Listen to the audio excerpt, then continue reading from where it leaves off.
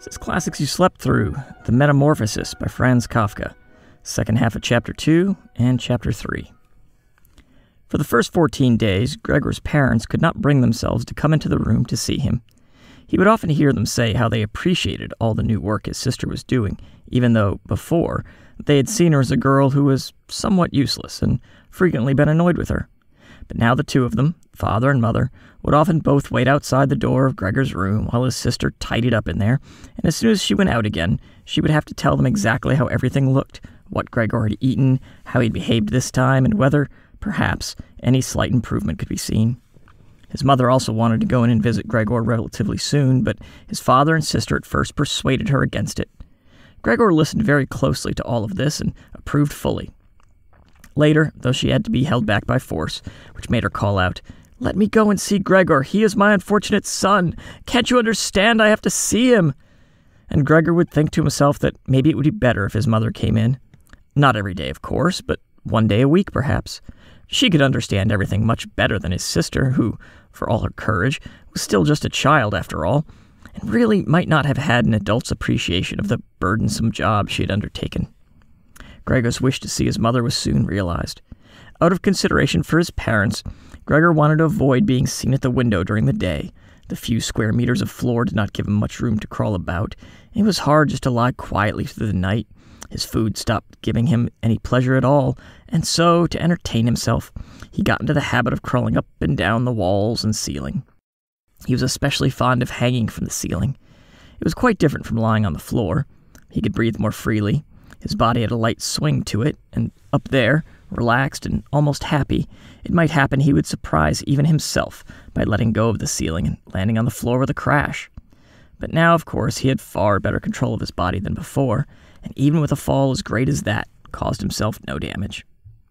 Very soon his sister noticed Gregor's new way of entertaining himself. He had, after all, left traces of adhesive from his feet as he crawled about, and got into her head to make it as easy as possible for him by removing the furniture that got in his way, especially the chest of drawers and the desk. Now, this was not something she would be able to do by herself. She did not dare ask for help from her father. The 16-year-old maid had carried on bravely since the cook had left, but she certainly would not have helped in this. She had even asked to be allowed to keep the kitchen locked at all times and never have to open the door unless it was especially important. So his sister had no choice but to choose some time when Gregor's father was not there and fetch his mother to help her. As she approached the room, Gregor could hear his mother express her joy, but once at the door she went silent. First, of course, his sister came in and looked round to see that everything in the room was all right, and only then did she let her mother enter.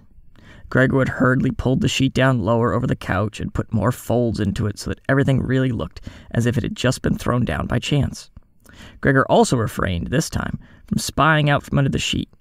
He gave up the chance to see his mother until later, and was simply glad that she had come. "You can come in, he can't be seen," said his sister, obviously leading her in by the hand. The old chest of drawers was too heavy for a pair of feeble women to be heaving about, but Gregor listened as they pushed it from its place, his sister always taking on the heaviest part of the work for herself and ignoring her mother's warnings that she would strain herself. This lasted a very long time. After laboring at it for 15 minutes or more, his mother said it would be better to leave the chest where it was. For one thing, it was too heavy for them to get the job finished before Gregor's father got home, and leaving it in the middle of the room would be in his way even more. And for another thing, it wasn't even sure that taking the furniture away would really be any help to him. She thought just the opposite. The sight of the bare walls saddened her right to the heart, and why wouldn't Gregor feel the same way about it? He'd been used to his furniture in his room for a long time, and it would make him feel abandoned to be in an empty room like that. Then, quietly, almost whispering, as if wanting Gregor, whose whereabouts she did not know, to hear not even the tone of her voice, as she was convinced that he did not understand her words, she added, "And by taking the furniture away, won't it seem like we're showing that we've given up all hope of improvement and we're abandoning him to cope for himself?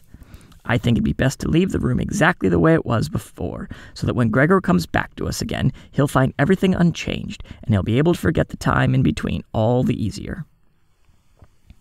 Hearing these words from his mother made Gregor realize that the lack of any direct human communication, along with the monotonous life led by the family during these 2 months, must have made him confused. He could think of no other way of explaining to himself why he had seriously wanted his room emptied out. Had he really wanted to transform his room into a cave? A warm room, fitted out with the nice furniture he had inherited? That would have let him crawl around unimpeded in any direction, but it would also have let him quickly forget his past, when he had still been human. He had come very close to forgetting, and it had only been the voice of his mother, unheard for so long, that had shaken him out of it. Nothing should be removed. Everything had to stay. He could not do without the good influence the furniture had on his condition. And if the furniture made him difficult for him to crawl about mindlessly, that was not a loss, but a great advantage. His sister, unfortunately, did not agree. She had become used to the idea, not without reason, that she was Gregor's spokesman to his parents about the things that concerned him. This meant that his mother's advice now was sufficient reason for her to insist on removing not only the chest of drawers and the desk, as she had thought at first, but all the furniture, apart from the all-important couch. It was more than childish perversity, of course, or the unexpected confidence she had recently acquired that made her insist. She had indeed noticed that Gregor needed a lot of room to crawl about in, whereas the furniture, as far as anyone could see, was of no use to him at all. Girls of that age, though, do become enthusiastic about things, and feel they must get their way whenever they can. Perhaps this is what tempted Greta to make Gregor's situation seem even more shocking than it was, so that she could do even more for him. Greta would probably be the only one who would dare enter a room dominated by Gregor crawling about the bare walls by himself. So she refused to let her mother dissuade her. Gregor's mother already looked uneasy in his room. She soon stopped speaking and helped Gregor's sister to get the chest of drawers out with what strength she had. The chest of drawers was something that Gregor could do without, if he had to, but the writing desk had to stay. Hardly had the two women pushed the chest of drawers, groaning, out of the room, than Gregor poked his head out from under the couch to see what he could do about it. He meant to be as careful and considerate as he could, but unfortunately, it was his mother who came back first, while Greta in the next room had her arms round the chest, pushing and pulling at it from side to side by herself, without, of course, moving it an inch. His mother was not used to the sight of Gregor. He might have made her ill, so Gregor hurried backwards to the far end of the couch. In his startlement, though, he was not able to prevent the sheet at its front from moving a little. It was enough to attract his mother's attention. She stood very still, remained there a moment, and then went back out to Greta. Gregor kept trying to assure himself that nothing unusual was happening. It was just a few pieces of furniture being moved after all, but soon he had to admit that the women going to and fro, their little calls to each other, the scraping of the furniture on the floor, all these things made him feel as if he were being assailed from all sides.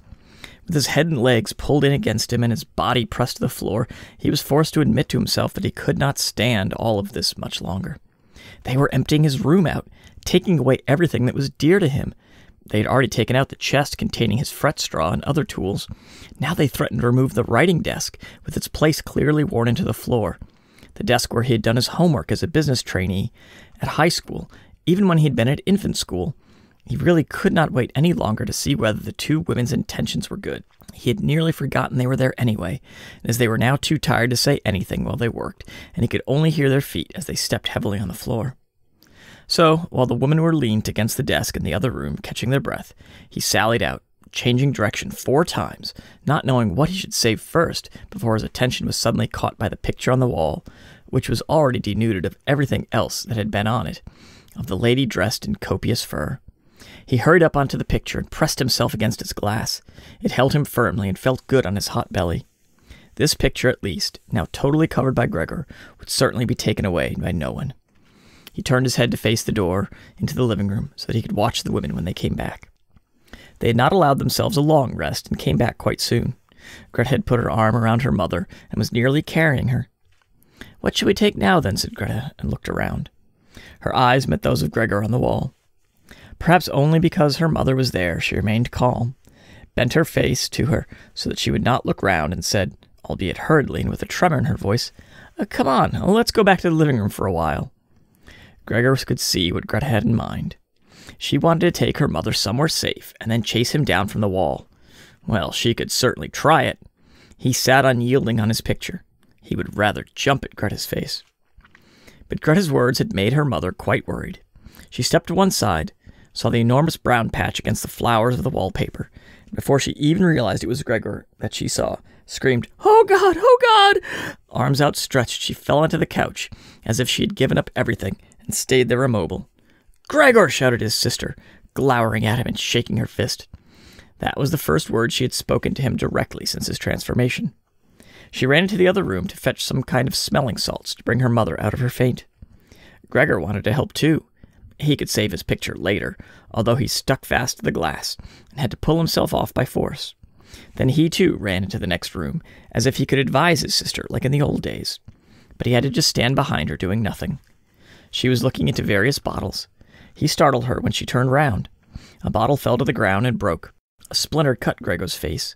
Some kind of caustic medicine splashed all over him. Now, without delaying any longer, Greta took hold of the bottles and ran with them to her mother. She slammed the door shut with her foot. So now Gregor was shut out from his mother, who, because of him, might be near to death. He could not open the door if he did not want to chase his sister away, and she had to stay with his mother. There was nothing for him to do but wait. And oppressed with anxiety and self-reproach, he began to crawl about. He crawled over everything. Walls, furniture, ceiling. And finally, in his confusion, as the whole room began to spin around him, he fell down into the middle of the dinner table. He lay there for a while, numb and immobile. All around him was quiet. Maybe that was a good sign. Then there was someone at the door. The maid, of course, had locked herself in the kitchen, so that Greta would have to go and answer it. His father had arrived home. "What's happened?" were his first words. Greta's appearance must have made everything clear to him. She answered him with a subdued voice and openly pressed her face into his chest. "Mother's fainted, but she's better now. Gregor got out." "Just as I expected," said his father. "Just as I always said, but you women wouldn't listen, would you?" It was clear to Gregor that Greta had not said enough, and that his father took it to mean that something bad had happened, and that he was responsible for some act of violence. That meant Gregor would now have to try to calm his father, as he did not have the time to explain things to him, even if that had been possible. So he fled to the door of his room and pressed himself against it, so that his father, when he came in from the hall, could see straight away that Gregor had the best intentions and would go back into his room without delay, that it would not be necessary to drive him back, but they would only have to open the door, and he would disappear. His father, though, was not in the mood to notice subtleties like that. "Ah!" he shouted as he came in, sounding as if he were both angry and glad at the same time. Gregor drew his head back from the door and lifted it towards his father. He really had not imagined his father the way he stood there now. Of late, with his new habit of crawling about, he had neglected to pay attention to what was going on in the rest of the flat, the way he had done before. He really ought to have expected things to have changed, but still, was that really his father? The same tired man as used to be laying there entombed in his bed when Gregor came back from his business trips, who would receive him sitting in the armchair in his nightgown when he came back in the evenings, who was hardly even able to stand up, but, as a sign of his pleasure, would just raise his arms, and who, on the couple of times a year when they went for a walk together on a Sunday or public holiday, wrapped tightly in his overcoat between Gregor and his mother, would always labor his way forward a little more slowly than them, who were already walking slowly for his sake, who would place his stick down carefully, and, if he wanted to say something, would invariably stop and gather his companions around him. Now he was standing up straight enough, dressed in a smart blue uniform with gold buttons, the sort worn by the employees at the banking institute. Above the high, stiff collar of the coat, his strong double chin emerged. Under the bushy eyebrows, his piercing dark eyes looked out fresh and alert. His normally unkempt white hair was combed down painfully close to his scalp. He took his cap with its gold monogram from probably some bank and threw it in an arc right across the room onto the sofa, put his hands in his trouser pockets, pushing back the bottom of his long uniform coat, and with a look of determination, walked towards Gregor. He probably did not even know himself what he had in mind, but nonetheless lifted his feet unusually high. Gregor was amazed at the enormous size of the soles of his boots, but wasted no time with that. He knew full well, right from the first day of his new life, that his father thought it necessary to always be extremely strict with him, and so he ran up to his father, stopped when his father stopped, scurried forwards again when he moved, even slightly. In this way they went round the room several times, without anything decisive happening, without even giving the impression of a chase, as everything went on so slowly. Gregor remained all this time on the floor, largely because he feared his father might see it as an especially provoking if he fled onto the wall or ceiling. Whatever he did, Gregor had to admit that he certainly would not be able to keep up this running about for long. As for each step his father took, he had to carry out countless movements. He became noticeably short of breath. Even in his earlier life, his lungs had not been very reliable. Now, as he lurched about in his efforts to muster all the strength he could for running, he could hardly keep his eyes open. His thoughts became too slow for him to think of any other way of saving himself than running.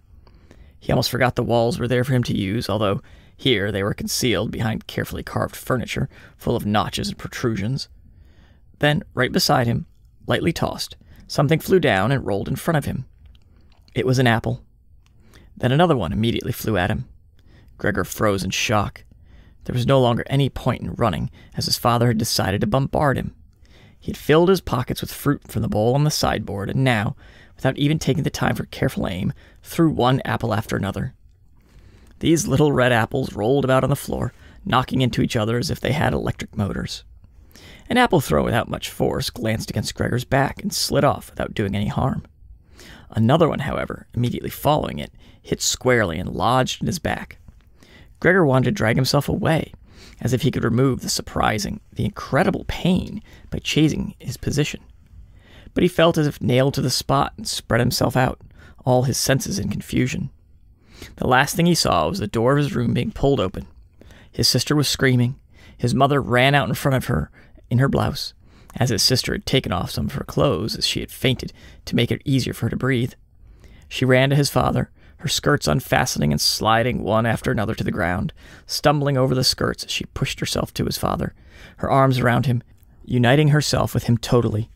Now Gregor lost his ability to see anything, her hands behind his father's head, begging him to spare Gregor's life. Chapter 3. No one dared to remove the apple lodged in Gregor's flesh, so it remained there as a visible reminder of his injury. He had suffered it there for more than a month, and his condition seemed serious enough to remind even his father that Gregor, despite his current sad and revolting form, was a family member who could not be treated as an enemy. On the contrary, as a family, there was a duty to swallow any revulsion for him and to be patient, just to be patient. Because of his injuries, Gregor had lost much of his mobility, probably permanently. He had been reduced to the condition of an ancient invalid, and it took him long minutes to crawl across his room. Crawling over the ceiling was out of the question, but this deterioration in his condition was fully, in his opinion, made up for by the door to the living room being left open every evening. He got into the habit of closely watching it for 1 or 2 hours before it was opened, and then, lying in the darkness of his room where he could not be seen from the living room, he could watch the family in the light of the dinner table and listen to their conversation, with everyone's permission, in a way, and thus quite differently from before. They no longer held the lively conversations of earlier times, of course, the ones that Gregor always thought about with longing when he was tired and getting into the damp bed in some small hotel room. All of them were usually very quiet nowadays. Soon after dinner, his father would go to sleep in his chair. His mother and sister would urge each other to be quiet. His mother, bent deeply under the lamp, would sew fancy underwear for a fashion shop. His sister, who had taken a sales job, learned shorthand and French in the evenings so that she might be able to get a better position later on. Sometimes his father would wake up and say to Gregor's mother, "You're doing so much sewing again today," as if he did not know that he had been dozing, and then he would go back to sleep again, while his mother and sister would exchange a tired grin. With a kind of stubbornness, Gregor's father refused to take his uniform off, even at home. While his nightgown hung unused on its peg, Gregor's father would slumber where he was, fully dressed, as if always ready to serve, and expecting to hear the voice of his superior, even here. The uniform had not been new to start with, but as a result of this, it slowly became even shabbier despite the efforts of Gregor's mother and sister to look after it. Gregor would often spend the whole evening looking at all the stains on this coat, with its gold buttons always kept polished and shiny, while the old man in it would sleep, highly uncomfortable, but peaceful. As soon as it struck 10, Gregor's mother would speak gently to his father to wake him and try to persuade him to go to bed, as he couldn't sleep properly where he was, and he really had to get his sleep if he was to be up at 6 to get to work. But since he had been in work, he had become more obstinate and would always insist on staying longer at the table, even though he regularly fell asleep, and it was then harder than ever to persuade him to exchange the chair for his bed. Then, however much mother and sister would importune him with little reproaches and warnings, he would keep slowly shaking his head for a quarter of an hour, with his eyes closed and refusing to get up.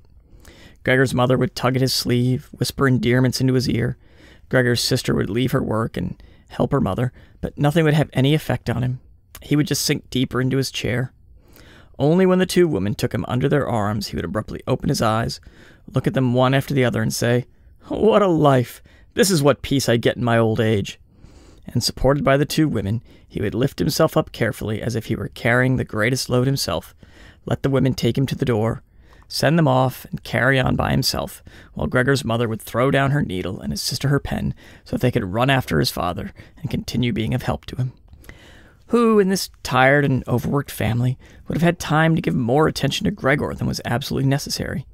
The household budget became even smaller, so now the maid was dismissed. An enormous, thick-boned charwoman with white hair that flapped around her head came every morning and evening to do the heaviest work. Everything else was looked after by Gregor's mother, on top of the large amount of sewing work she did. Gregor even learned, listening to the evening conversation about what price they had hoped for, that several items of jewelry belonging to the family had been sold, even though both mother and sister had been very fond of wearing them at functions and celebrations. But the loudest complaint was that although the flat was much too big for their present circumstances, they could not move out of it. There was no imaginable way of transferring Gregor to the new address.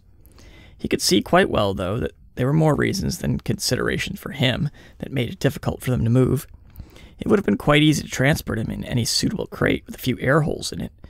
The main thing holding the family back from their decision to move was much more to do with their total despair and the thought that they had been struck with a misfortune that, unlike anything experienced by anyone else they knew or related to. They carried out absolutely everything that the world expects from poor people. Gregor's father brought bank employees to their breakfast. His mother sacrificed herself by washing clothes for strangers. His sister ran back and forth behind her desk at the behest of the customers, but they just did not have the strength to do any more. And the injury in Gregor's back began to hurt as much from when it was new. After they'd come back from taking his father to bed, Gregor's mother and sister would now leave their work where it was and sit close together, cheek to cheek. His mother would point to Gregor's room and say, "Close that door, Greta." And then, when he was in the dark again, they would sit in the next room, and their tears would mingle, or they would simply sit there, staring dry-eyed at the table. Gregor hardly slept at all, either night or day. Sometimes he would think of taking over the family's affairs, just like before, the next time the door was opened. He had long forgotten about his boss and the chief clerk, but they would appear again in his thoughts. The salesman and the apprentices, that stupid tea-boy, 2 or 3 of friends from other businesses, one of the chambermaids from a provincial hotel, a tender memory that appeared and disappeared again, a cashier from a hat shop for whom his attention had been serious but too slow. All of them appeared to him, mixed together with strangers and others he had forgotten. But instead of helping him and his family, they were all of them inaccessible, and he was glad when they disappeared. Other times he was not at all in the mood to look after his family. He was filled with simple rage about the lack of attention he was shown, and although he could think of nothing he would have wanted, he made plans of how he could get into the pantry, where he could take all the things he was entitled to, even if he was not hungry. Gregor's sister no longer thought about how she could please him, but would hurriedly push some food or other into his room with her foot before she rushed out to work in the morning, and at midday and in the evening she would sweep it away again with the broom, indifferent as to whether it had been eaten or, more often than not, had been left totally untouched. She still cleared up the room in the evening, but now she could not have been any quicker about it. Smears of dirt were left on the walls. Here and there were little balls of dust and filth. At first, Gregor went into one of the worst of these places when his sister arrived as a reproach to her, but he could have stayed there for weeks without his sister doing anything about it. She could see the dirt as well as he could, but she had simply decided to leave him to it. At the same time, she became touchy in a way that was quite new for her, and which everyone in the family understood. Cleaning up Gregor's room was for her and her alone. Gregor's mother did once thoroughly clean his room, and needed to use several bucketfuls of water to do it. Although that much dampness also made Gregor ill, and he lay flat on the couch, bitter and immobile. But his mother was to be punished still more for what she had done, as hardly had his sister arrived home in the evening than she noticed the change in Gregor's room, and highly aggrieved ran back into the living room where, despite her mother's raised and imploring hands, she broke into convulsive tears. Her father, of course, was startled out of his chair, and the two parents looked on astonished and helpless. And then they too became agitated. Gregor's father, standing to the right of his mother, accused her of not leaving the cleaning for Gregor's room to his sister. From her left, Gregor's sister screamed at her that she was never to clean Gregor's room again, while his mother tried to draw his father, who was beside himself with anger, into the bedroom. His sister, quaking with tears, thumped on the table with her small fists, and Gregor hissed in anger that no one had even thought of closing the door to save him the sight of this and all its noise. Gregor's sister was exhausted from going out to work, and looking after Gregor as she had done before was even more work for her. But even so, his mother ought certainly not to have taken her place. Gregor, on the other hand, ought not to be neglected. Now, though the charwoman was here, this elderly widow, with a robust bone structure that made her able to withstand the hardest of things in her long life, wasn't really repelled by Gregor. Just by chance one day, rather than any real curiosity, she opened the door to Gregor's room and found herself face to face with him. He was taken totally by surprise. No one was chasing him, but he began to rush to and fro, while she just stood there in amazement with her hands crossed in front of her. From then on, she never failed to open the door slightly every morning and look briefly in on him. At first she would call to him as she did, with words that she probably considered friendly, such as, "Come on then, you old dung beetle," or, "Look at the old dung beetle there." Gregor never responded to being spoken to in that way, but just remained where he was without moving, as if the door had never been opened. If only they had told this charwoman to clean up his room every day, instead of letting her disturb him for no reason whenever she felt like it. One day, early in the morning, while a heavy rain struck the window panes, perhaps indicating that spring was coming, she began to speak to him in this way once again. Gregor was so resentful of it that he started to move towards her. He was slow and infirm, but it was kind of like an attack. Instead of being afraid, the charwoman just lifted up one of the chairs from near the door and stood there with her mouth open, clearly intending not to close her mouth until the chair in her hand had been slammed down onto Gregor's back. "Aren't you coming any closer then?" she asked, when Gregor turned round again, and she calmly put the chair back in the corner. Gregor had almost entirely stopped eating. Only if he happened to find himself next to the food that had been prepared for him, he might take some of it into his mouth to play with it, leave it there for a few hours, and then, more often than not, spit it out again. At first he thought it was distress at the state of his room that stopped him eating, but he had soon got used to the changes made there. They had gotten into the habit of putting things into this room that they had no room for anywhere else, and there were now many such things, as one of the rooms in the flat had been rented out to 3 gentlemen. These earnest gentlemen, all 3 of them had full beards, as Gregor learned, peering through the crack in the door one day, were painfully insistent on things being tidy. This meant not only their own room, but, since they had taken a room in this establishment, in the entire flat, and especially in the kitchen. Unnecessary clutter was something they could not tolerate, especially if it was dirty. They had moreover brought most of their own furnishings and equipment with them. For this reason, many things had become superfluous, which, although they could not be sold, the family did not wish to discard. All these things found their way into Gregor's room. The dustbins from the kitchens found their way in there too. The charwoman was always in a hurry, and anything she couldn't use for the time being she would just chuck in there. He, fortunately, would usually see no more than the object and the hand that held it. The woman most likely meant to fetch the things back out again when she had the time and opportunity, or to throw everything out in one go, but what actually happened was they were left where they landed when they'd first been thrown, unless Gregor made his way through the junk and moved it somewhere else.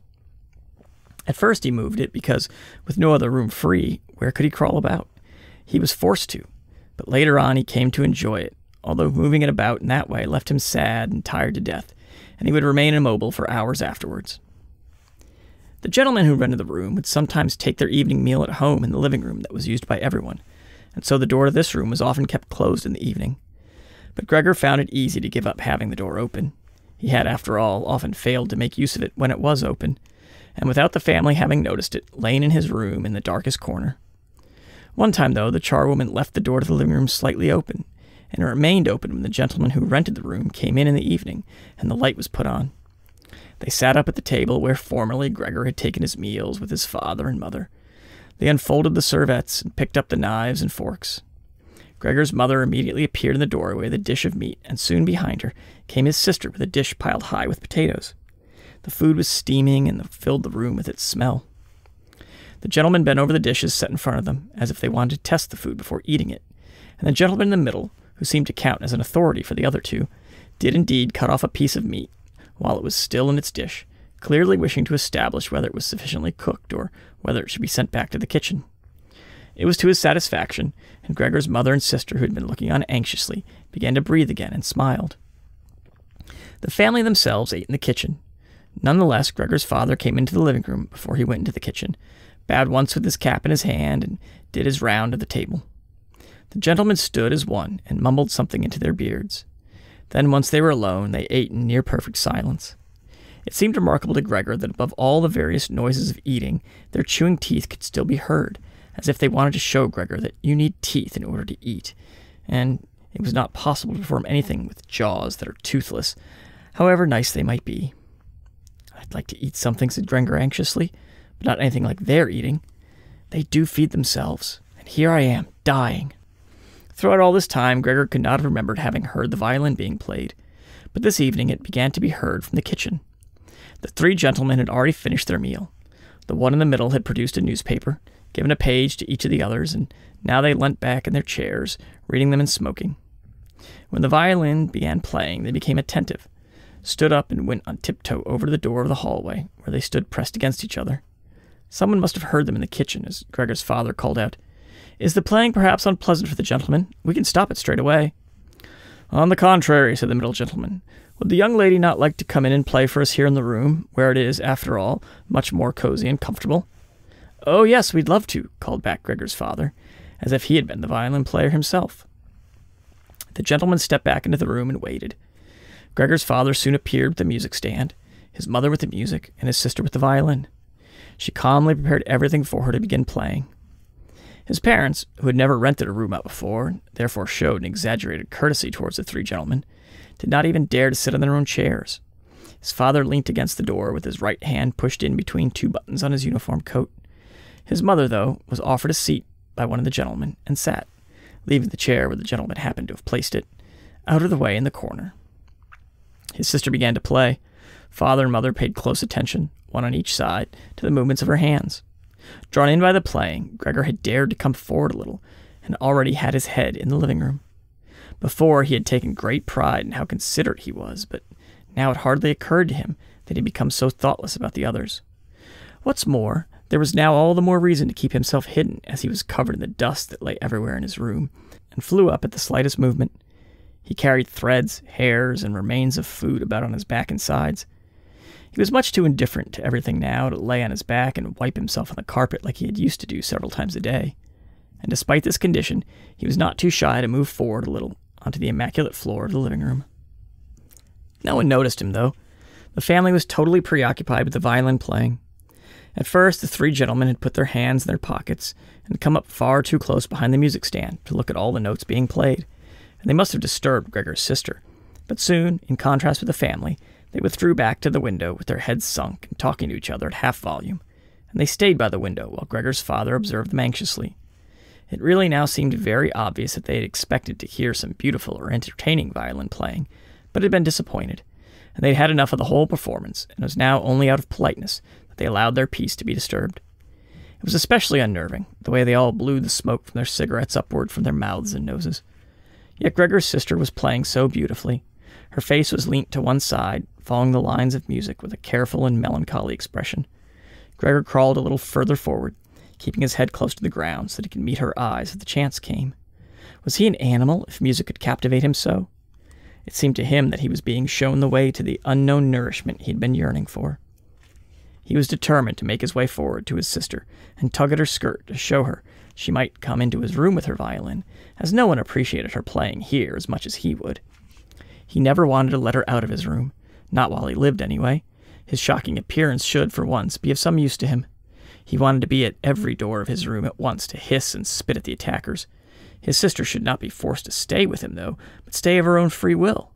She would sit beside him on the couch, with her ear bent down to him, while he told her how he had always intended to send her to conservatory, how he would have told everyone about it last Christmas. Had Christmas really come and gone already? If this misfortune hadn't got in the way, and refused to let anyone dissuade him from it. On hearing all this, his sister would break out in tears of emotion, and Gregor would climb up to her shoulder and kiss her neck, which, since she had been going out to work, she had kept free without any necklace or collar. "Mr. Samsa!" shouted the middle gentleman to Gregor's father, pointing, without wasting any more words, with his forefinger at Gregor as he slowly moved forward. The violin went silent. The middle of the three gentlemen first smiled at his two friends, shaking his head, and then looked back at Gregor. His father seemed to think it more important to calm the three gentlemen before driving Gregor out, even though they were not at all upset and seemed to think Gregor was more entertaining than the violin playing had been. He rushed up to them with his arms spread out and attempted to drive them back into their room at the same time as trying to block their view of Gregor with his body. Now they did become a little annoyed, and it was not clear whether it was his father's behavior that annoyed them, or the dawning realization that they had a neighbor like Gregor in the next room without knowing it. They asked Gregor's father for explanations, raised their arms like he had, tugged excitedly on their beards, and moved back towards their room only very slowly. Meanwhile, Gregor's sister had overcome the despair she had fallen into when her playing was suddenly interrupted. She had let her hands drop and let violin and bow hang limply for a while, but continued to look at the music as if still playing. But then she suddenly pulled herself together, laid the instrument on her mother's lap, who still sat laboriously struggling for breath where she was, and ran to the next room, which, under pressure from her father, the three gentlemen were more quickly moving toward. Under his sister's experienced hand, the pillows and covers on the beds flew up and were put into order, and she'd already finished making the beds and slipped out again before the three gentlemen had reached the room. Gregor's father seemed so obsessed with what he was doing that he forgot all the respect he owed to his tenants. He urged them and pressed them until, when he was already at the door of the room, the middle of the three gentlemen shouted like thunder and stamped his foot, and thereby brought Gregor's father to a halt. "I declare here and now," he said, raising his hand and glancing at Gregor's mother and sister to gain their attention too, "that with regard to the repugnant conditions that prevail in this flat and with this family," here he looked briefly but decisively at the floor, "I give immediate notice on my room. For the days that I have been living here, I will, of course, pay nothing at all. On the contrary, I will consider whether to proceed with some kind of action for damages from you, and believe me, it would be very easy to set out the grounds for such an action." He was silent and looked straight ahead, as if waiting for something. And indeed his two friends joined in with the words, "And we also give immediate notice." And with that, he took hold of the door handle and slammed the door. Gregor's father staggered back to his seat, feeling his way with his hands, and fell into it. It looked as if he was stretching himself out for his usual evening nap, but from the uncontrolled way his head kept nodding, it could be seen that he was not sleeping at all. Throughout all this, Gregor had lain still where the three gentlemen had first seen him. His disappointment at the failure of his plan, and perhaps also because he was weak from hunger, made it impossible for him to move. He was sure that everyone would turn on him at any moment, and he waited. He was not even startled out of this state when the violin on his mother's lap fell from her trembling fingers and landed loudly on the floor. "Father, Mother," said his sister, hitting the table with her hand as introduction, "we can't carry on like this. Maybe you can't see it, but I can. I don't want to call this monster my brother. All I can say is we have to try to get rid of it. We've done all that's humanly possible to look after it and be patient. I don't think anyone could accuse us of doing anything wrong." "She's absolutely right," said Gregor's father to himself. His mother, who still not had the time to catch her breath, began to cough dully, her hand held out in front of her, and a deranged expression in her eyes. Gregor's sister rushed to his mother and put her hand on her forehead. Her words seemed to give Gregor's father some more definite ideas. He sat upright, played with his uniform cap between the plates left by the three gentlemen after their meal, and occasionally looked down at Gregor as he lay there immobile. "We have to try and get rid of it," said Gregor's sister, now speaking only to her father, as her mother was too occupied with coughing to listen. "It'll be the death of both of you. I can see it coming. We can't all work as hard as we have to be and then come home to be tortured like this. We can't endure it. I can't endure it any more." And she broke out so heavily in tears they flowed down the face of her mother, and she wiped them away with mechanical hand movements. "My child," said her father with sympathy and obvious understanding, "what are we to do?" His sister just shrugged her shoulders as a sign of the helplessness and tears that had taken hold of her, displacing her earlier certainty. "If he could just understand us," said his father, almost as a question. His sister shook her head vigorously through the tears as a sign that there was no question. "If he could just understand us," repeated Gregor's father, closing his eyes in acceptance of his sister's certainty that it was quite impossible. "Then perhaps we could come to some kind of arrangement with him. But as it is—" "It's got to go," shouted his sister. "That's the only way, Father. You've got to get rid of the idea that that's Gregor. We've only harmed ourselves by believing it for so long. How can that be Gregor? If it were Gregor, he would have seen long ago that it's not possible for human beings to live with an animal like that, and he would have gone of his own free will. We wouldn't have a brother anymore then, but we could carry on with our lives and remember him with respect. As it is, this animal is persecuting us. It's driven out our tenants. It obviously wants to take over the whole flat and force us to sleep on the streets. Father, look! Just look!" she suddenly screamed. "He's starting again!" In her alarm, which was totally beyond Gregor's comprehension, his sister even abandoned his mother as she pushed herself vigorously out of her chair, as if more willing to sacrifice her own mother than stay anywhere near Gregor. She rushed over to behind her father, who had become excited merely because she was, and stood up, half raising his hands in front of Gregor's sister, as if to protect her. But Gregor had no intention of frightening anyone, least of all his sister. All he had done was begin to turn round so that he could go back into his room. Well, that was in itself quite startling, and his pain-racked condition meant that turning round required a great deal of effort, and he was using his head to help himself do it, repeatedly raising it and striking it against the floor. He stopped and looked round. They seemed to have realized his good intention and had only been alarmed briefly. Now they all looked at him in unhappy silence. His mother lay in her chair with her legs stretched out and pressed against each other, her eyes nearly closed with exhaustion. His sister sat next to his father with her arms around his neck. Maybe now they'll let me turn round, thought Gregor, and went back to work. He could not help panting loudly with the effort, and had sometimes to stop and take a rest. No one was making him rush any more. Everything was left up to him. As soon as he had finally finished turning round, he began to move straight ahead. He was amazed at the great distance that separated him from his room, and he could not understand how he had covered that distance in his weak state a little while before, and almost without noticing it. He concentrated on crawling as fast as he could, and hardly noticed there was not a word, not any cry from his family to distract him. He did not turn his head until he had reached the doorway. He did not turn it all the way round, as he felt his neck becoming stiff, but it was none the less enough to see that nothing behind him had changed. Only his sister had stood up. With his last glance, he saw that his mother had now fallen completely asleep. He was hardly inside his room before the door was hurriedly shut, bolted, and locked. The sudden noise behind Gregor so startled him that his little legs collapsed under him. It was his sister who had been in so much of a rush. She had been standing there waiting and sprung forward lightly. Gregor had not heard her coming at all, and as she turned the key in the lock, she said loudly to her parents, "At last!" What now, then? Gregor asked himself as he looked round in the darkness. He soon made the discovery that he could no longer move at all. This was no surprise to him. It seemed rather that being able to actually move around on those spindly little legs until then was unnatural. He also felt relatively comfortable. It's true that his entire body was aching, but the pain seemed to be slowly getting weaker and weaker and would finally disappear altogether. He could already hardly feel the decayed apple in his back or the inflamed area around it, which was entirely covered in white dust. He thought back of his family with emotion and love. If it was possible, he felt that he must go away even more strongly than his sister. He remained in this state of empty and peaceful rumination until he heard the clock tower strike 3 in the morning. He watched as it slowly began to get light everywhere outside the window, too. Then, without his willing it, his head sank down completely, and his last breath flowed weakly from his nostrils. When the cleaner came in early in the morning, they'd often asked her not to keep slamming the doors, but with her strength and in her hurry she still did, so that everyone in the flat knew when she'd arrived, and from then on it was impossible to sleep in peace.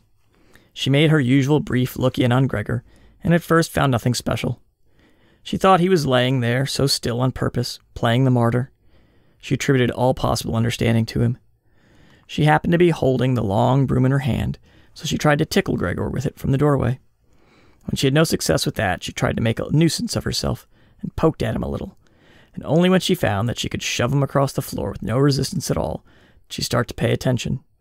She soon realized what had really happened, opened her eyes wide, whistled to herself, but did not waste time to yank open the bedroom doors and shout loudly into the darkness of the bedrooms, "Come in and have a look at this! It's dead, just lying there, stone dead!" Mr. and Mrs. Samsa sat upright in their marriage bed and had to make an effort to get over the shock caused by the cleaner before they could grasp what she was saying. But then, each from his own side, they hurried out of bed. Mr. Samsa threw the blanket over his shoulders. Mrs. Samsa came out in just her nightdress, and that's how they went into Gregor's room. On the way there, they opened the door to the living room, where Greta had been sleeping since the 3 gentlemen had moved in. She was fully dressed, as if she had never been asleep, and the paleness of her face seemed to confirm this. "Dead?" asked Mrs. Samsa, looking at the charwoman inquiringly, even though she could have checked for herself and could have known it without even checking. "That's what I said," replied the cleaner, and to prove it, she gave Gregor's body another shove with the broom, sending it sideways across the floor. Mrs. Samsa made a movement, as if she wanted to hold back the broom, but did not complete it. "Now then," said Mr. Samsa, "let's give thanks to God for that." He crossed himself, and the three women followed his example. Greta, who had not taken her eyes from the corpse, said, "Just look how thin he was. He didn't eat anything for so long. The food came out again just the same as when it went in." Gregor's body was indeed completely dried up and flat, and they had not seen it until then. But now he was not lifted up on his little legs, nor did he do anything to make them look away. "Greta, come in with us here for a little while," said Mrs. Samsa, with a pained smile. And Greta followed her parents into the bedroom, but not without looking back at the body. The cleaner shut the door and opened the window wide. Although it was still early in the morning, the fresh air had something of warmth mixed in with it. It was already the end of March, after all. The three gentlemen stepped out of their room and looked round in amazement for their breakfasts. They had been forgotten about. "Where's our breakfast?" the middle gentleman asked the cleaner irritably. She just put her finger on her lips and made a quick and silent sign to the men that they might like to come into Gregor's room. They did so, and stood around Gregor's corpse, with their hands in the pockets of their well-worn coats. It was now quite light in the room. Then the door of the bedroom opened, and Mr. Samsa appeared in his uniform, with his wife on one arm and his daughter on the other. All of them had been crying a little. Greta now and then pressed her face against her father's arm. "Leave my home, now," said Mr. Samsa, indicating the door, without letting the women from him. "What do you mean?" asked the middle of the three gentlemen, somewhat disconcerted, and then he smiled sweetly. The other two held their hands behind their backs and continually rubbed them together in gleeful anticipation of a loud quarrel which could only end in their favor. "I mean just what I said," answered Mr. Samsa, and with his two companions went in a straight line towards the man. At first he stood there still, looking at the ground, as if the contents of his head were rearranging themselves into new positions. "All right, we'll go then," he said, and looked up at Mr. Samsa, as if he had been suddenly overcome with humility and wanted permission again from Mr. Samsa for his decision. Mr. Samsa merely opened his eyes wide and briefly nodded to him several times. At that, and without delay, the man actually did take long strides into the front hallway. His two friends had stopped rubbing their hands some time before and had been listening to what was being said. Now they jumped off after their friend, as if taken with a sudden fear that Mr. Samsa might go into the hallway in front of them and break the connection with their leader. Once there, all three took their hats from the stand, took their sticks from the holder, bowed without a word, and left the premises. Mr. Samsa and the two women followed them out onto the landing, but they had no reason to mistrust the men's intentions, and as they leaned over the landing, they saw how the three gentlemen made slow but steady progress down the many steps. As they turned the corner on each floor, they disappeared and would reappear a few moments later. The further down they went, the more that the Samsa family lost interest in them. When a butcher's boy, proud of posture with his tray on his head, passed them on the way up and came nearer than they were, Mr. Samsa and the women came away from the landing and went, as if relieved, back into the flat. They decided the best way to make use of that day was for relaxation and to go for a walk. Not only had they earned a serious break from work, but they were in serious need of it. So they sat at the table and wrote 3 letters of excusal. Mr. Samsa to his employers, Mrs. Samsa to her contractor, and Greta to her principal. The cleaner came in while they were writing to tell them she was going. She'd finished her work for that morning. The 3 of them at first just nodded without looking up from what they were writing, and it was only when the cleaner still did not seem to want to leave that they looked up in irritation. "Well?" asked Mr. Samsa. The charwoman stood in the doorway with a smile on her face, as if she had some tremendous good news to report, but would only do it if she was clearly asked to. The almost vertical little ostrich feather on her hat, which had been a source of irritation to Mr. Samsa all the time she'd been working for them, swayed gently in all directions. "What is it you want, then?" asked Mrs. Samsa, whom the cleaner had the most respect for. "Yes," she answered, and broke into a friendly laugh that made her unable to speak straight away. "Well, then, that thing in there, you needn't worry how you're going to get rid of it. That's been all sorted out." Mrs. Samsa and Greta bent down over their letters, as if intent on continuing with what they were writing. Mr. Samsa saw the cleaner wanted to start describing everything in detail, but with outstretched hand, he made it quite clear she was not to. So, as she was prevented from telling them all about it, she suddenly remembered what a hurry she was in, and clearly peeved, called out, "Cheerio, then, everyone!" turned round, sharply, and left, slamming the door terribly as she went. "Tonight she gets sacked," said Mr. Samsa. But he received no reply from either his wife or his daughter, as the charwoman seemed to have destroyed the peace they had only just gained. They got up and went over to the window, where they remained with their arms around each other. Mr. Samsa twisted round in his chair to look at them, and sat there watching for a while, Then he called out, "Come here, then. Let's forget about all that old stuff, shall we? Come and give me a bit of attention." The two women immediately did as he said, hurrying over to him, where they kissed him and hugged him, and then they quickly finished their letters. After that, the three of them left the flat together, which was something they had not done for months.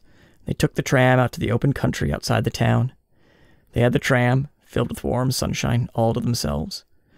Leant back comfortably on their seats, they discussed their prospects and found that on closer examination they were not at all bad. Until then, they had never asked each other about their work, but all three had jobs which were very good and held particularly good promise for the future. The greatest improvement for the time being, of course, would be achieved quite easily by moving house. What they needed now was a flat which was smaller and cheaper than the current one, which had been chosen by Gregor, one that was in a better location and, more of all, more practical. All the time, Greta was becoming livelier. With all the worry they had been having, of late her cheeks had become pale, but while they were talking, Mr. and Mrs. Sampson were struck almost simultaneously with the thought of how their daughter was blossoming into a well-built and beautiful young lady. They became quieter. Just from each other's glance, and almost without knowing it, they agreed that it would soon be time to find a good man for her. And, as if in confirmation of their new dreams and good intentions, as soon as they reached their destination, Greta was the first to get up and stretch out her young body. Well, that's the end of The Metamorphosis by Franz Kafka. I hope you enjoyed listening. Join us next Tuesday as we discuss. So send us your thoughts via Twitter, on Instagram, or by email, and we'll talk to you next week.